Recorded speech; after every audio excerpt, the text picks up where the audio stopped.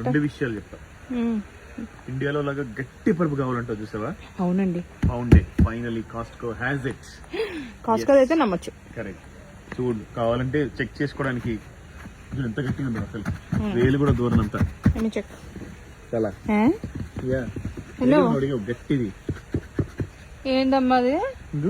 నీ ఫేస్ ఏం కాదు, అట్ట ముక్క అది. అట్టను పొడిచి గట్టిగా ఉంది. నేను నిజంగా గట్టి పరుపు దొరికిందేమో అని తెగ సంబర పడిపోతున్నా.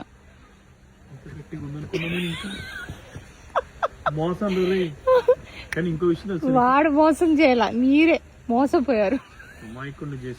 అబ్బబ్బబ్బ మోసం చేశాడు నన్ను. అది ఇంతకీ ఇదేంటిది?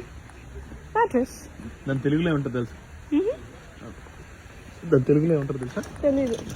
ఇదిగో ఇదిగో ఇక్కడ రాసి ఉంది కదా క్లియర్ గా. పరుపులు పరుపులు తెలుగులో రాసి ఇంగ్లీష్ లో రాశాడు.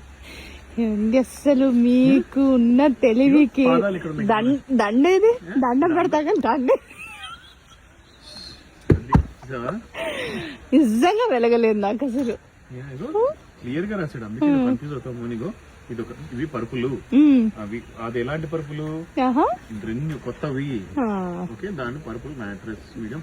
ఇంత డీటెయిల్ గా రాశాడు, ఇంత గట్టిగా ఉందని డీటెయిల్స్ ఇచ్చాడు. మరి ఇంకే అంతకంటే ఏం కావాలి? ఇంకా మబ్బులు ఇడిపోయాయి అంటే ఇదే. కళ్ళు తెరుచుకుని రేటు చూస్తే నాకు కూడా ఇడిపోయినాయి మబ్బులు. ఏమన్నా గట్టిగా ఉన్నట్టుంది, కొనిచ్చారా ప్లీజ్? పిలిచారుగా, పిలిచారు. పర్లేదండి, అంత కాస్ట్ ఉందంటే గట్టిగానే ఉండుంటది. నేను ట్రై చేస్తా.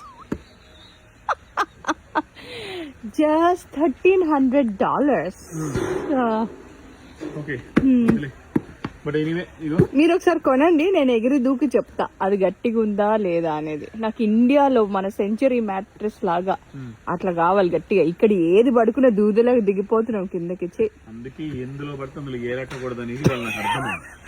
ఇది ఎంత మోసం అనే విషయం నాకు అర్థమైంది. వాడు కరెక్ట్ గానే పెట్టాడు, నీ బుర్రే లేదు.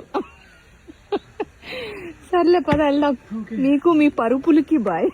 పరుపులు ఎత్తుకుతున్నావు కదా, టైంకి పరుపులు దొరికినాయి. ఇంత గట్టిగా ఉందని ఇంటెలిజెంట్ గా చూసా అనుకున్నా. మోసపోయాం, పదండి.